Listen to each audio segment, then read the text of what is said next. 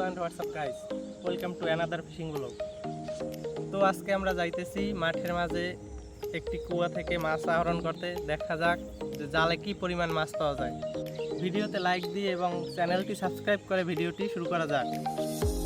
গন্তব্যে পৌঁছে গিয়ে দেখি জাল ফেলা শেষ এবং মাছ ধরার চূড়ান্ত প্রস্তুতি নিয়ে সবাই জলে নেমে পড়েছে। জালটি অনেক বড় হওয়ার কারণে সঠিক পজিশনে পাতানোর জন্য প্রায় 10 থেকে 15 জন লোকের প্রয়োজন হচ্ছিল এবং তারা দুই পারে জালটি সঠিকভাবে পাতানোর জন্য তাড়াহুড়ো করে যাচ্ছিল।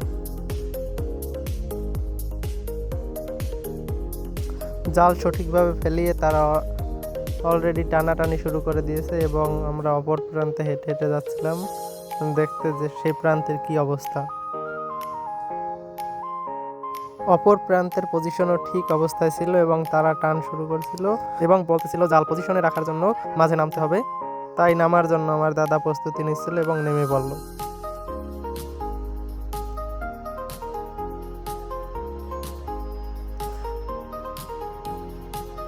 জলে নেমে ডুব দিয়ে জালের পজিশন ঠিক করতে হবে এবং এদিকে একদল লোক জাল সজোরে টানছিল। জালে প্রচুর পরিমাণ মাছ আটকা পড়ছিল এবং কিছু মাছ লাফালাফি করছিল। জেলেরা ডুবিয়ে ডুবিয়ে জাল ঠিক কাছে স্থানে আনছিল এবং মাছের লাফালাফি দেখা যাচ্ছিল।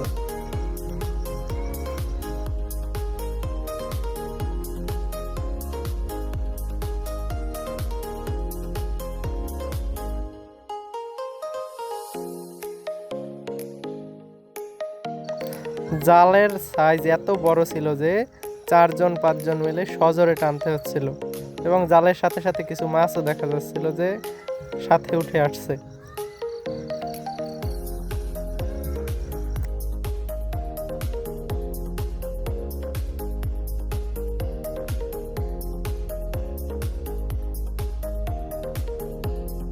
মাছগুলো জালে আনা শেষ, এবার চূড়ান্তভাবে বাগে আনার পালা।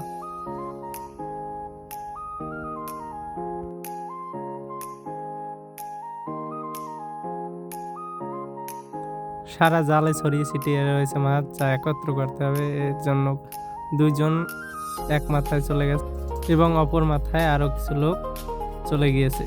তারা মাছগুলোকে সব একত্রে আনার চেষ্টা করতেছে।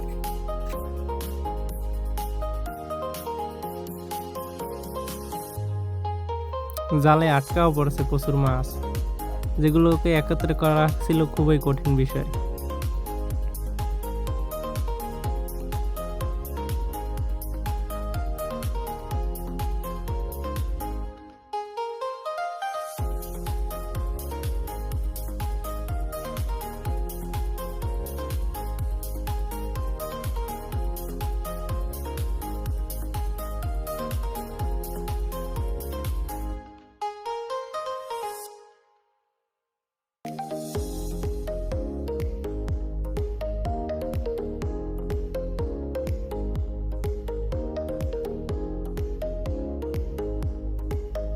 মাছগুলোকে একত্র করার খুব কাছাকাছি স্থানে পৌঁছে গেছি আমরা।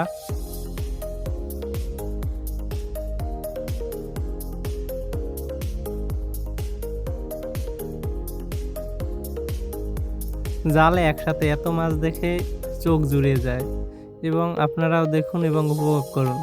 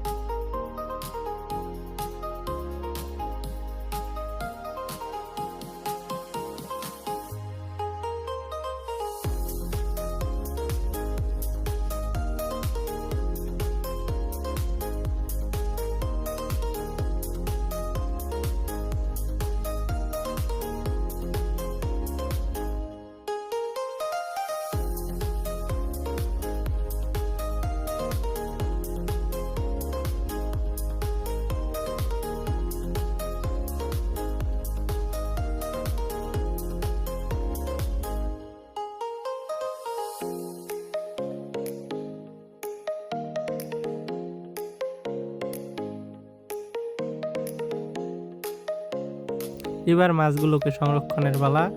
এজন্য আমরা পাত্রে করে মাছগুলোকে অন্যত্র নিয়ে যাওয়ার দ্রুত ব্যবস্থা করতেছি। এই পর্যন্ত যারা ভিডিওটি দেখছেন তারা অবশ্যই চ্যানেলটি সাবস্ক্রাইব করে পাশে থাকবেন।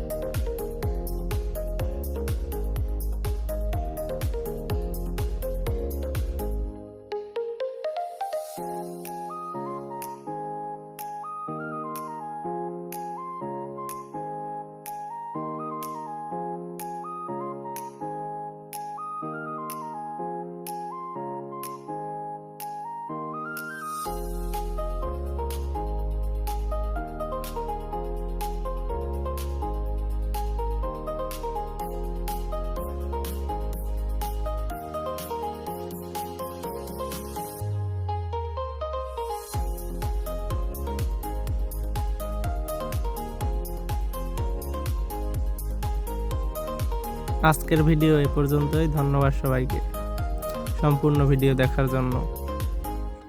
ভালো থাকবেন সবাই।